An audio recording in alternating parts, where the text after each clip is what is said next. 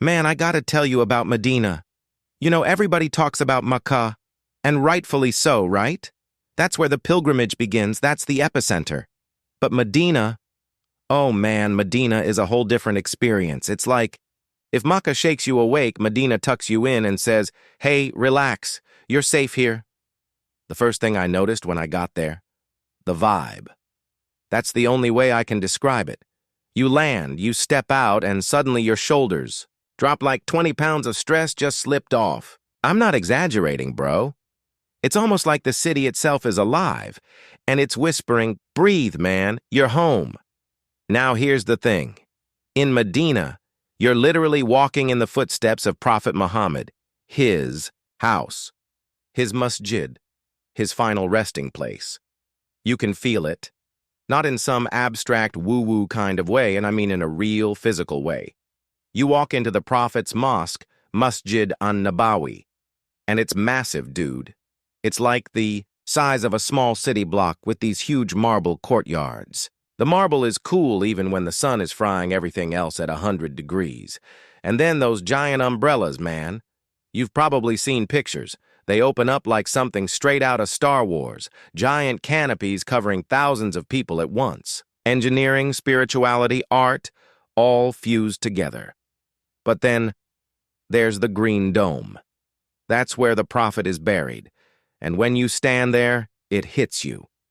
This is not just a historical figure, not just a name from a book.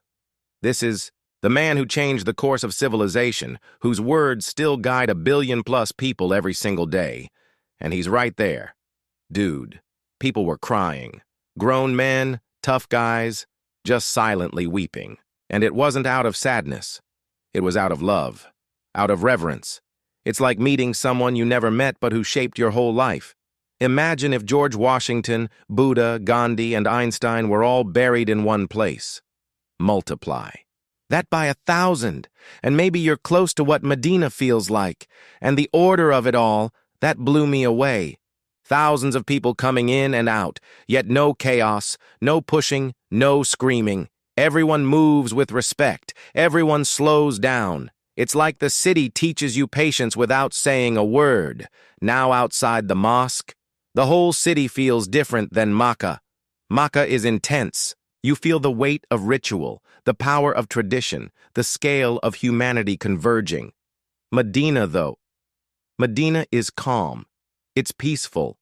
I swear, it feels like a sanctuary, not just for Muslims, but for humanity. You hear birds. You see families, just sitting together, sharing food, kids running around. But even the kids are quieter, man. Like, what city has respectful children? That's supernatural right there.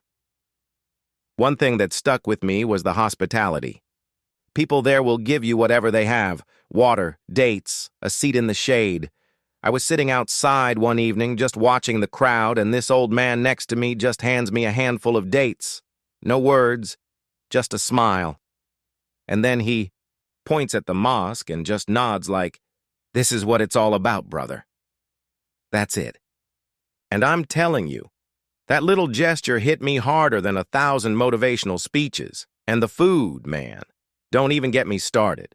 Dates from Medina are next level. Sweet, chewy, packed with flavor, like nature's candy bar. They say the Prophet used to break his fast with dates and water, and after eating them there, I get why. You don't need anything else. That's all you need to keep going. Walking around the streets of Medina, I kept thinking. This city shaped human history in ways we don't even fully realize. This is where Islam grew roots. This is where the Prophet built his community, where battles were planned, where revelations came down.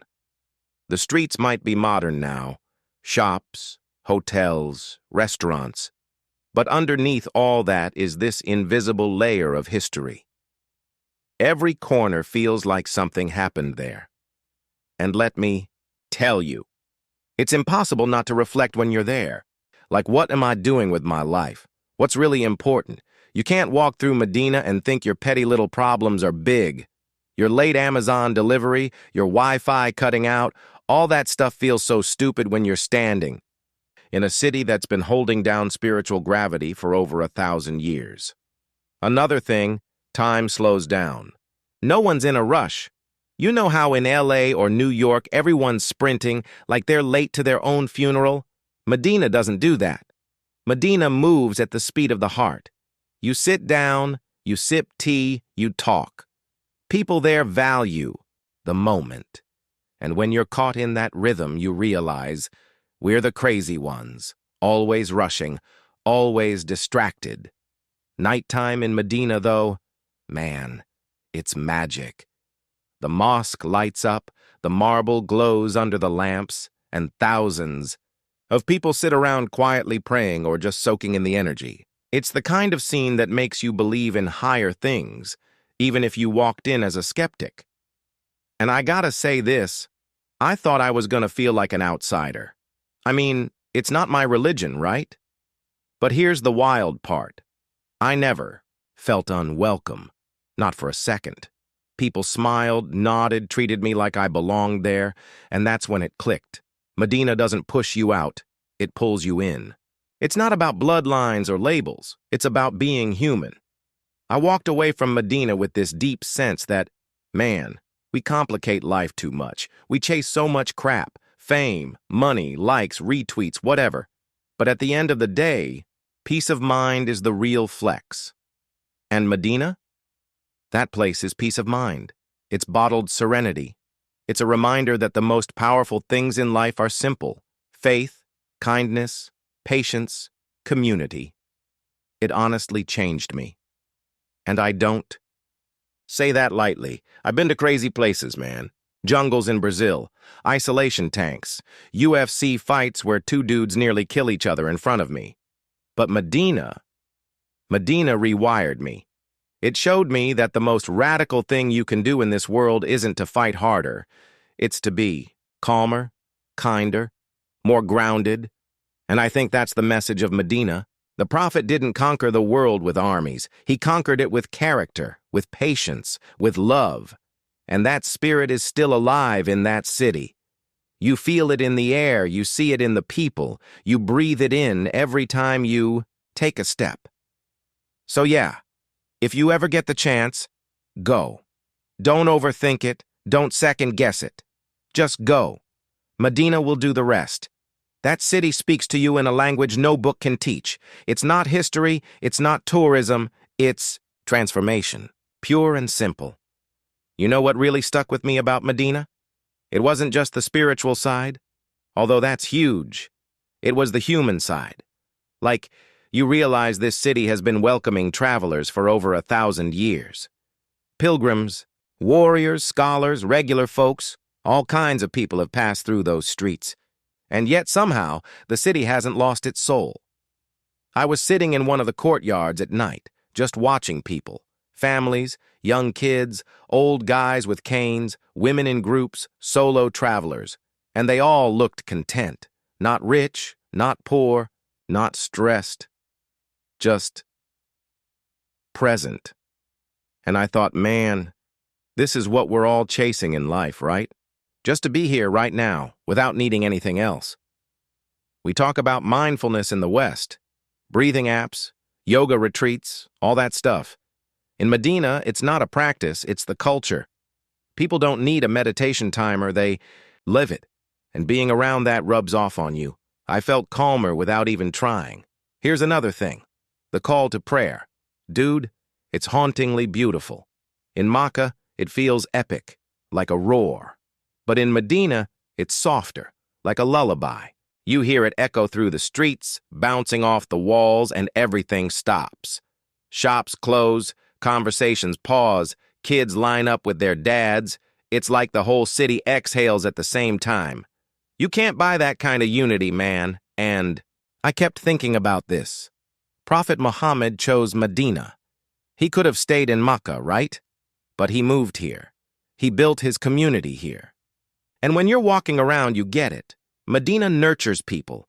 It's not harsh. It's not overwhelming. It's like the perfect soil for something bigger to grow. And that's what happened. From this small oasis city, an entire civilization spread. That's insane when you think about it. But let me tell you a funny thing. I was walking around the shops outside the mosque, and they're selling prayer beads, scarves, little souvenirs. And this one kid couldn't have been more than 12. He's hustling like a Wall Street broker. He's like, "Brother, I give you discount. For you, special price?" I didn't even want prayer beads. But the kid had so much hustle, I bought two. And then, "Get this," he says, "please pray for me inside." Bro, that hit me. He's selling trinkets to feed his family, but what he really wants is for you to remember him when you stand in front of the prophet's grave. That's Medina, for you. Even the hustle is spiritual. And then the food? I know I said it before, but I gotta double down. Dates, man. Ajwa dates from Medina. They're legendary. Sweet, rich, almost like caramel. And people told me the prophet said they have healing properties. You eat them, and you don't just feel full. You feel nourished. Like your body recognizes it. I sat with a group one afternoon, strangers, by the way, and they just passed plates of food around. No introductions, no small talk. Just eat, brother. And I'm sitting there thinking, man, in LA, people guard their fries like national treasure. Here, people feed you like your family. The more I stayed, the more I realized something about Medina. It's not trying to impress you. Makkah feels like a giant spotlight, millions of people, grand rituals, the Kaaba right in the center.